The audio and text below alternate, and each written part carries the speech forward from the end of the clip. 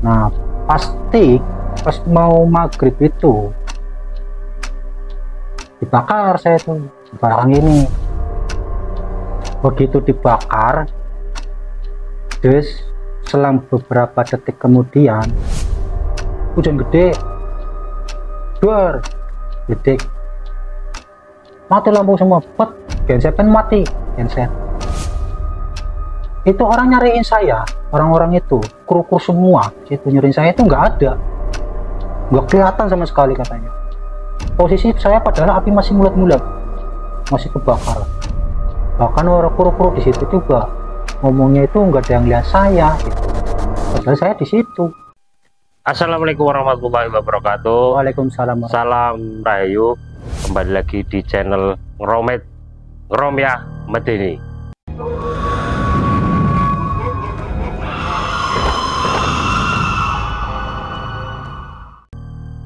Kembali lagi kita ketemu dengan Mas Adi yang sudah berapa kali Mas di sini Mas? Sudah berarti dua kali ini ya. Dua kali ini ngobrol-ngobrol cerita ngeromet di studio kami. Hari ini akan cerita apa nih Mas? Hari ini saya cerita pengalaman waktu sebelum saya jadi supir trailer. Oh, sebelum jadi supir trailer ya? Apa itu? Berarti di entertain bagian PH, di PH. Oh, di PH ya? Ya. Sebelum Mas Adi cerita misteri terkait dengan dia jadi artis dulu ya berarti ya? Ya. Jangan lupa subscribe, like, komen untuk mendukung video kami. Langsung saja kita ngobrol-ngobrol dengan Mas Adi terkait dengan pengalaman pribadinya saat jadi artis. Monggo Mas, ceritanya gimana nih awalnya? Awalnya itu kan saya kan jadi supirnya almarhum. Almarhum siapa nih? Almarhum Jojon. Saya di situ waktu itu dapat 1 bulan jadi ekstras. Akhirnya saya karena punya keahlian nyupir, saya diangkat jadi supir pribadi. Jadi supir pribadi almarhum itu sekitar setahun. Dalam setahun itu saya ikut syuting, ya jadi hansip lah gitu di manajemen itu, di PH itu. Pas waktu itu kejadian 2010 kalau nggak salah, 2008 itu saya lagi jadi peran penggantinya Bang Ocit.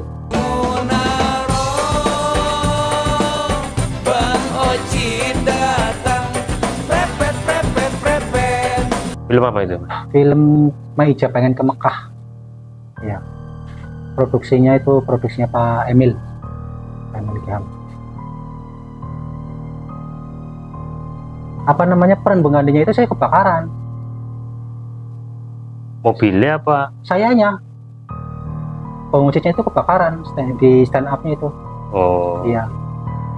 Kan ceritanya kan rumah itu kan kebakaran. Rumahnya Bang Ocit kebakaran, Ocitnya juga kebakaran. Nah, saya jadi statement begitu. Setelah saya tik jadi hansip. Saya tik jadi hansip kelar.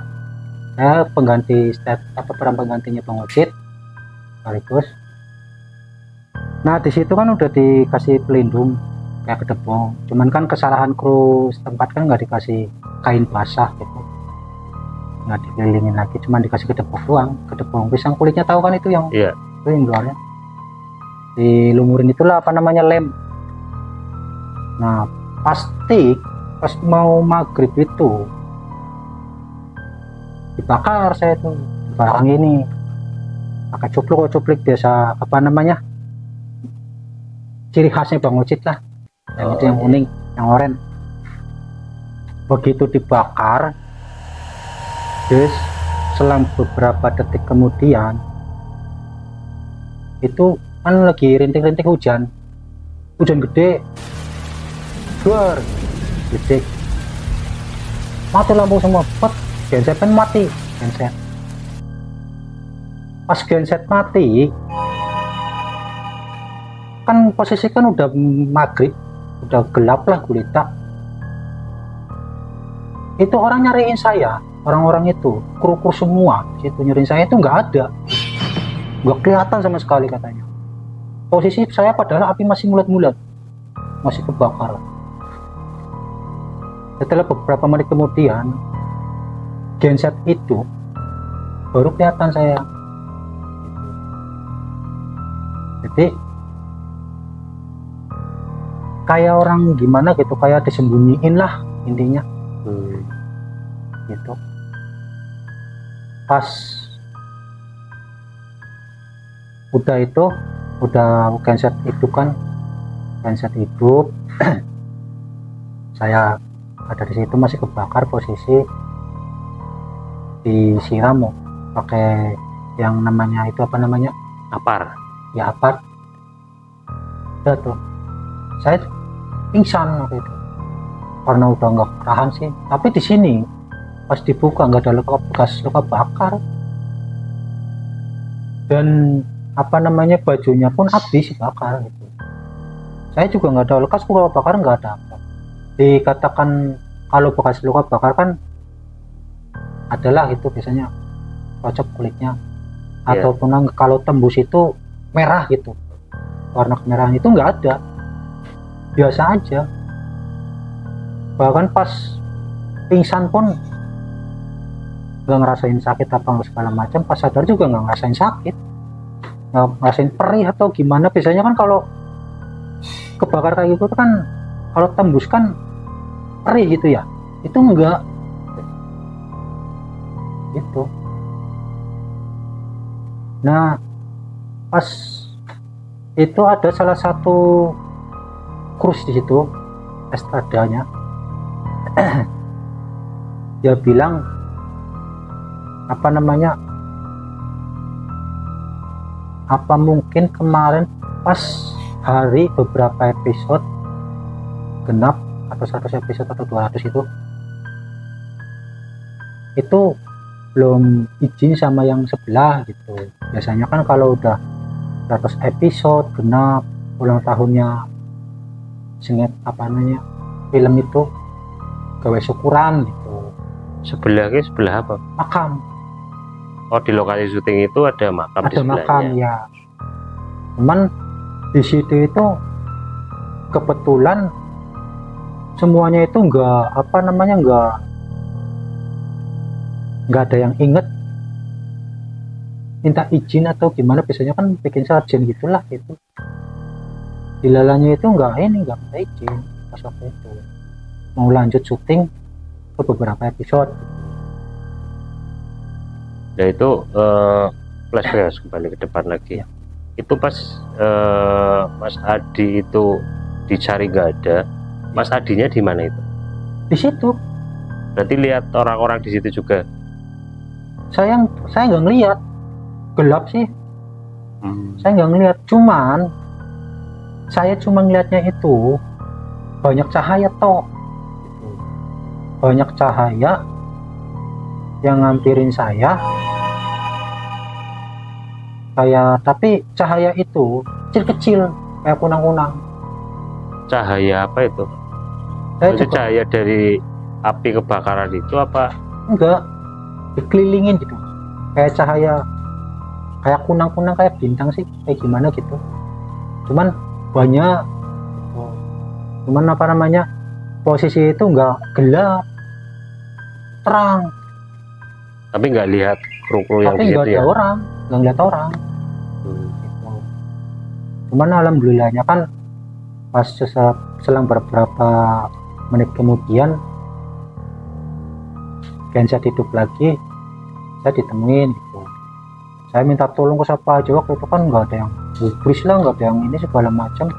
Bahkan orang kru-kru di situ juga ngomongnya itu nggak ada yang lihat saya gitu. Padahal saya di situ. Di situ ya? Iya.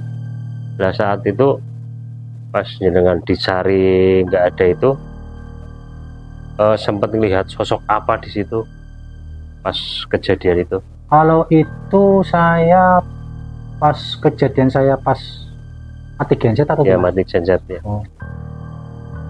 Itu ada anak kecil anak kecil itu senyum. Anak kecil. Ya, anak kecil itu senyum.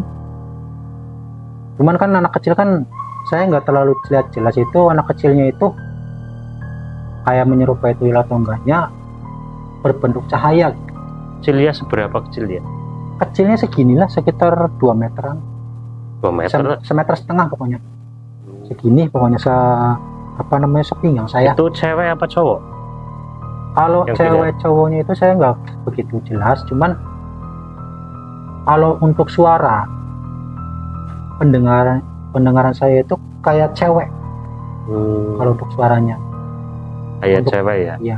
Berarti berarti jenengan lihat itu pas sosok itu lagi apa?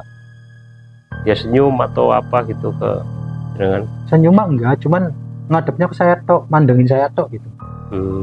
Gitu. Tapi itu menurut jenengan orang atau memang makhluk gaib? Kalau menurut saya mah itu mungkin makhluk gaib yang di sekitaran situ, yang mau berinteraksi dengan kita gitu, cuman melalui saya tok gitu. Berarti terang, cahayanya terang ya? Terang banget. Berarti waktu itu jenengan juga blank ya, nggak tahu krunya di mana Iya. ya, blank ya? Blank, pokoknya nggak ada orang lah sama sekali intinya. Harusnya kan posisi kan gelap, Iya. cuman kan itu kenapa kok jadi terang banget gitu, terus putih semua, nggak ada orang gitu. Tapi waktu itu jelas sadar ya? Sadar. Nah, yang tadi cahaya kecil-kecil kayak kunang itu datangnya dari mana, kemudian ngapain di situ, apa gimana? Nggak tahu saya juga, pokoknya cahaya itu kayak kunang-kunang itu ngampirin saya. Cuma pas begitu ada anak kecil itu buyar. Kayaknya itu pergi gitu ya? Iya, pergi. Sampai saya juga tanda tanya kok bisa kayak gitu, sedangkan saya di sini kan nggak pernah usil, nggak pernah gimana, kok saya yang didatengin gitu. Kalau yang lainnya saat lampu mati itu Iya. ada yang lihat sosok apa gitu di makam, kan dekat makam itu ya, sebelahnya Iya. kan makam. Iya. Di situ atau gimana itu? Nggak ada yang lihat sosok itu, cuman kru bilang itu sering ada penampakan kayak kuntilanak atau kundurwo, itu sering gitu ditampakin gitu. Cuman mereka kan pada nggak mudeng lah gitu, maksud dan tujuannya mereka itu nampakin kayak gitu gimana gitu. Ya itu salah satunya, belum minta izin lagi ke makam itu ya. ya. Di situ ada makam sepuh atau makam keramat di lokasi itu? Makam sepuh sih nggak ada, makam keramat juga nggak ada, cuman ada salah satu makam itu yang kata kuncinya itu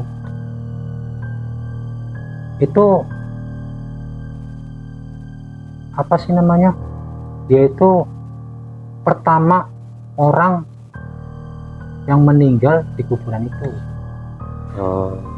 Jadi penempatan dulu lah. Yang pertama kali dikuburkan di situ. Iya. Itu lokasinya di tengah kota apa di gudang? Gudang. Iya. Jadi kan di Cibubur itu kan di sini kafe sembunyi, di sini gudang. Kita kan syuting kan di 2 lokasi. Tapi itu deket-deketan, kayak dari sini ke depan lah gitu. Deket-deketan. Nah, di kafe sembunyi itu kita kadang syuting di kafe sembunyi, kadang di gudang itu. Nah, di gudang itu di dalamnya itu ada makam. Oh, dalam gudang? Iya, itu makam keluarga khusus. Makam keluarga khusus paling berapa kuburan lah, kayak kalau nggak salah itu 7 atau 6 kalau nggak salah itu. Cuman salah satunya itu penempatan dulu itu, yang paling dulu itu anak kecil itu situ yang dikubur itu. Ya. Itu ya yang paling lama ya? Iya. Nah, setelah kejadian itu ada gangguan lagi deh, atau mungkin didatangi lagi, atau mungkin krunya segera buat sesaji untuk itu atau gimana? Nah, setelah kejadian itu selang beberapa loncat, berarti 2 hari 2 hari setelah kejadian itu, salah satu ekstras atau figuran itu ada yang kesurupan. Oh, kesurupan. Iya, karena kan harusnya kan kita sebagai pendatang gitulah ya, minta izin atau gimana segala macam. Nah, salah satu ekstras itu ganggu kayaknya. Dan salah satu figuran itu dia itu mempunyai kayak indera keempat atau ketiga, bisa melihat sesuatu gitu. Udah keenam ya, kayak gitu. Nah, itu kesurupannya, yang kesurupan cewek apa cowok? Cewek. Iya. Itu kesurupan apa itu? Kesurupan katanya, jangan ganggu, pergi kalian dari sini, kayak gitu. Gua izin gua apa gitu. Itu lama kesurupannya? Berapa menit, kayaknya sih sekitar 15 menitan lah, 10 menit lah kayaknya, nggak lama itu. Itu sempat ngobrol apa aja sama pas kesurupan itu? Pas ngobrol itu kan kebenaran kan di film itu kan ada ustadznya segala. Ustadz Resi itu kan akhirnya nolonginnya kesurupan itu, ngobatin. Tanyain, kenapa sampai ganggu? Ya, kamu nggak minta izin sama saya, harusnya izin dulu. Sana kalian pergi. Oh. Nah, akhirnya setelah itu kan siang-siang kan itu kejadian kan siang, pas lagi jam istirahat, lagi pada makanlah nasi kotak kalau biasa keluarga wis. Nah, pas mangan gue kesurupan, awan-awan gue. Begitu udah diobatin, kita maghrib bikin acara ngaji, tahlil segala macam lah itu. Di maghrib selesai sholat asar semua, kan sutradara juga apa sutradara pemilik pahamnya, maghrib off semua. Kita bikin acara tahlilan gitu. Langsung bikin acara tahlilan. Terus Pak Barok juga, Pak Imam profesornya datang situ, semua artis kumpul di gudang itu, karena yang kesurupannya kan waktu itu di gudang sih itu yang selingkungan sama makam. Ya, tahlilan ada satu itu yang kesurupan itu, tadinya figuran itu lihat lagi pas tahlilan. Iya,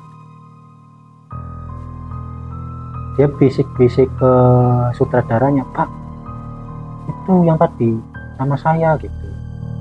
Mana itu anak kecil, itu anak kecilnya tuh. Sosoknya kayak apa itu anak kecilnya? Biasa, tapi nggak kurus juga, nggak gemuk, kata dia mah. Kata dia mah cewek. Iya, berarti sutradaranya itu menyimpulkan waktu saya saya cerita ke saudara juga begitu. Berarti satu sosok itu ya? Iya, satu sosok. Pas awal mati lampu itu terus nemui jenengan itu satu sosok itu. Iya, saya juga berpikiran, kayaknya itu yang datengin lu deh. Gitu. Kata saya kan, orangnya cewek bukan, yang kesurupan kan cewek, saya ngundangnya Nok dong. Yeah. Itu suara cewek bukan? Emang cewek Mas? Emang cewek? Oh ya, anak kecil ya? Iya. Gitu. Dia itu pas lagi kita ngariung gitu, ngariung bareng, tahlilan segala macam, setelah baca doa selesai, itu anak kecilnya itu di tengah-tengah. Ada yang lihat? Iya, itu yang kesurupan itu. Kan yang kesurupan juga ikut sih.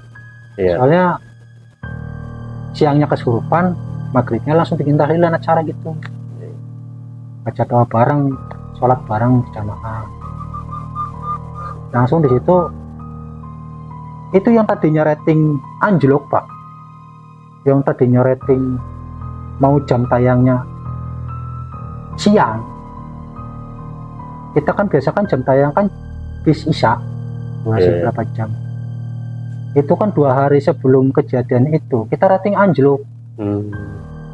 Bahkan dari pihak itu pun nanti kita tayang sore, paling nggak bisa malam lagi karena ratingnya turun gitu. Ada apa, kata Pak Emil. Nah pas itu kejadian seperti itulah. Tapi setelah kejadian itu istaliran segala macam, besoknya kita tik lagi dapat kabar siangnya itu kan kejadian kan pas malam Jumat tuh, pas Jumat siangnya itu habis sholat Jumat semua dapat kabar rating 1. Alhamdulillah, langsung bikin selamatan lagi, jam tayang nggak jadi mundur, malah durasi nambah. Kita pun ikut senang jadinya, ya akhirnya lanjutlah seperti itu kelanjutannya Bu. Pokoknya Pak Sutradara Pak Emil itu ngomong setiap 100 episode kita bikin selamatan, kita bikin syukuran kayak gitu. Nah itu setelah syukuran itu udah nggak ada gangguan lagi? Udah nggak ada, alhamdulillah. Bahkan semua artis-artisnya Mak Ija pengen ke Mekah itu diumrohin sama produsernya. Iya. Satu orang umroh dari Mpok Ati, terus almarhum sama siapa namanya Lindai, Nirin, diumrohkan semua ya? Diumrohkan semua, setiap artisnya. Terima kasih Mas Adi atas cerita-cerita misterinya ya. Permisa Romet dimanapun Anda berada, demikian tadi cerita misteri yang diceritakan oleh Mas Adi. Bisa jangan lupa subscribe, like, dan komen. Terima kasih. Wassalamualaikum warahmatullahi wabarakatuh. Waalaikumsalam. Salam Rahayu. Salam Rahayu.